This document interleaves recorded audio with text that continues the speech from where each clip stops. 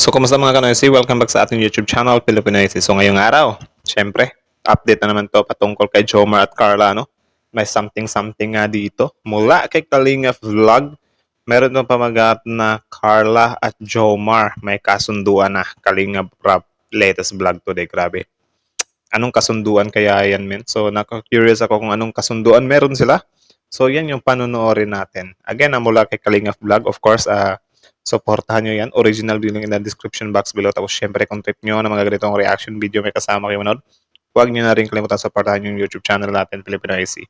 Also, Kalinga Prab, supportahan nyo rin yan. Credits to him.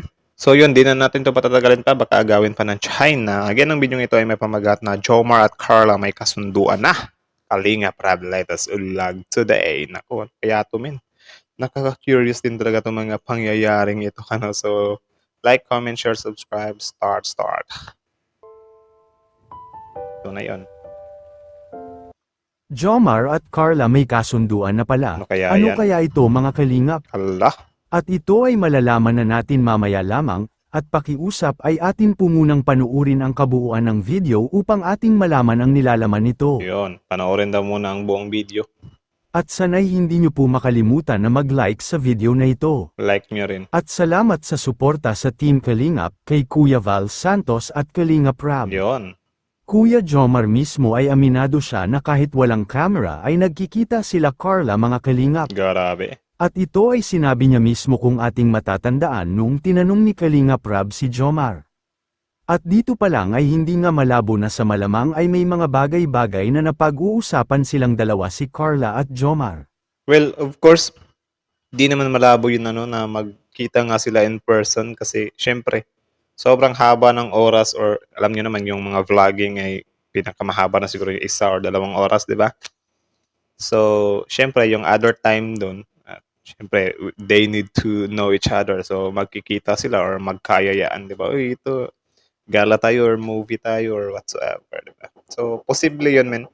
Lalo na't kita naman ng mga manunood na may gusto si Jomar kay Carla. Nako. At sa katunayan nga ay lagi nang sinusundo ni Jomar si Carla sa ngayon. Yun. Dahil naka-OJT na pala ito dahil gagraduate na pala si Carla mga kalingap ang sabi pa ni Jomar. At talaga namang tudo ang suporta ni Jomar sa kanya dahil nga naman na mahalaga na si Carla kay Jomar mga kalingap.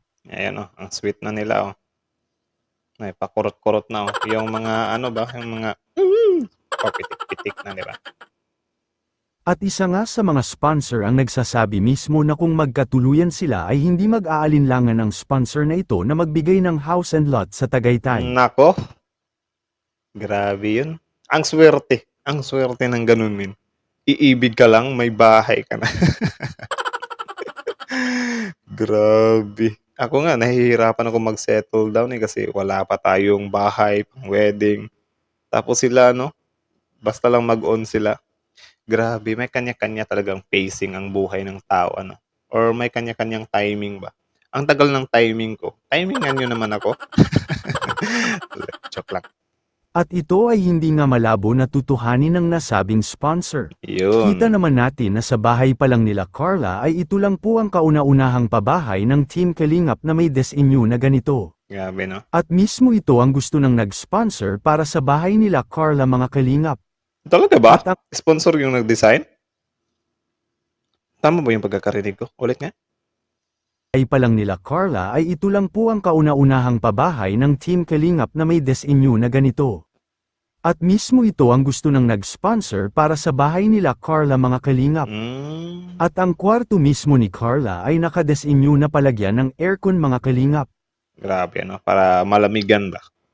At kahit na ginagawa pa lamang ang bahay nila Carla sa ngayon ay mayroon na pong nakahandang mga gamit para kina Carla mga kalingap. Grabe, sobrang nice nun. At lalo na siguro kapag natapas na ito, at tiyak sobrang dami ang magpapadala ng karagdagang gamit para sa bahay nila Carla. Yun. Kaya hindi maitatanggi na napakaswerte naman po talaga ng pamilya ni Carla. At talagang Swerte ibinibigay ng mga taga-suporta anuman ang kanilang mga pangangailangan, at dati lang na pinangarap nila subalit ngayon ay naisakatuparan na, at maging ang tatay ni Carla na pangarap din niyang bangka na panghanap buhay ay nagkaroon din siya, at ito ay galing mismo sa Ulit. May naka-imprinta ba sa bangka? Parang Jomcar yung nababasa ko eh. ng kanilang mga pangangailangan, at dati lang na pinangarap nila subalit ngayon ay naisakatuparan na. Yan ba? Jomcar ba yan? Jomcarl. Jomcar o Jomcarl? Tama ba? Yung naka-imprinta sa bangka. At maging ang tatay ni Carla na pangarap din niyang bangka na panghanap buhay ay nagkaroon din siya, at ito ay galing mismo sa mga nag-sponsor, at ganito kahalaga at kamahal ng mga nag-sponsor at Nice. mga manunood si Carla mga Kalingap, at Jomar at Carla may kasunduan na nga ba? Ngayon, Makikita ano kaya yan? Anong kasunduan yan, men? Nakaka-curious naman yan. natin sa video. Actually, susundin kasi namin si Carla. Nag-OJT siya ngayon Nag-OJT kahit po siya dyan grade sa- 12. Wow. So, susundo ka, kaso nasira. Kaso nasira. Grabe, ano? May sundo-sundo na with, other, ang tawag dyan? Other plans, something like that? No. Basta, may pasundo-sundo tuloy. Kuya Jones!